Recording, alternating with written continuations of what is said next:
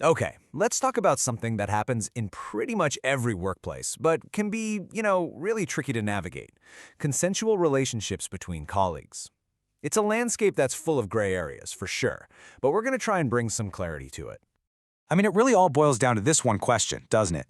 You're at work, you meet someone, there's a spark, but is it actually okay to do anything about it?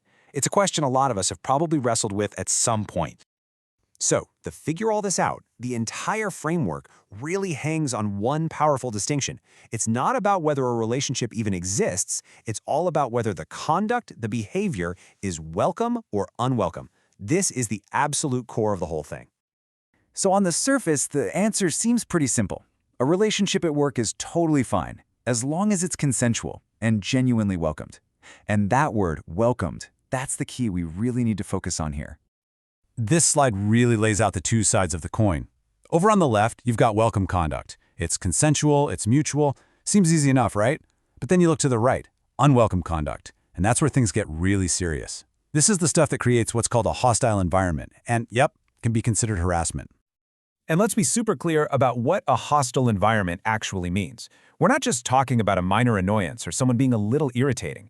It's when those unwelcome actions are so significant, either because they're severe or because they just keep happening, that they make a person feel genuinely intimidated, offended, or even abused at their own job. So the stakes here, they're incredibly high.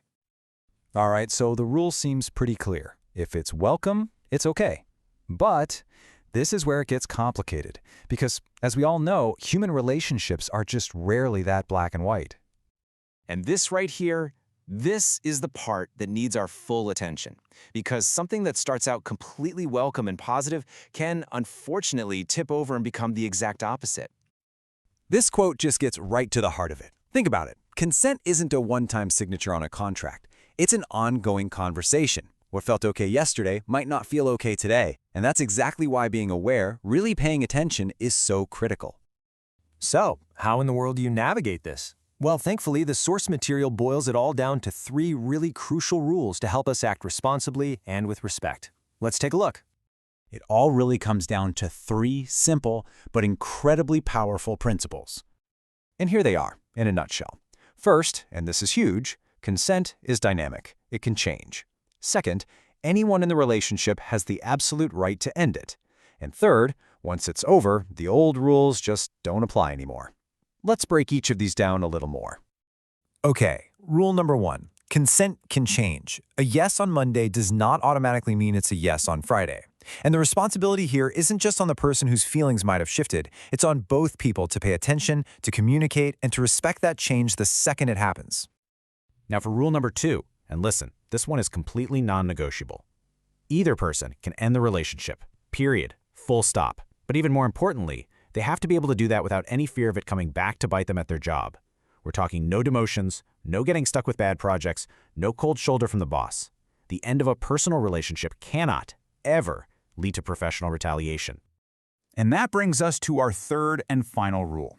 What happens after the relationship? The context just completely flips once things are over. You know, the inside jokes, the casual touch on the arm, the personal chats, all that stuff that was perfectly welcome during the relationship can become totally unwelcome the moment it ends.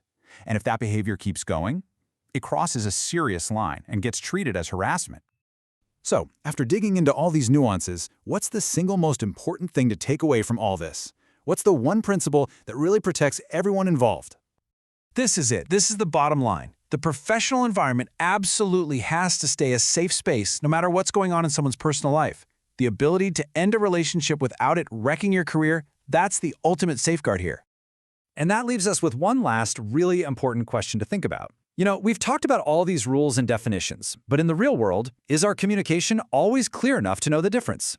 This really highlights why paying attention, truly listening, and putting mutual respect above everything else isn't just a good idea, it's an absolute necessity.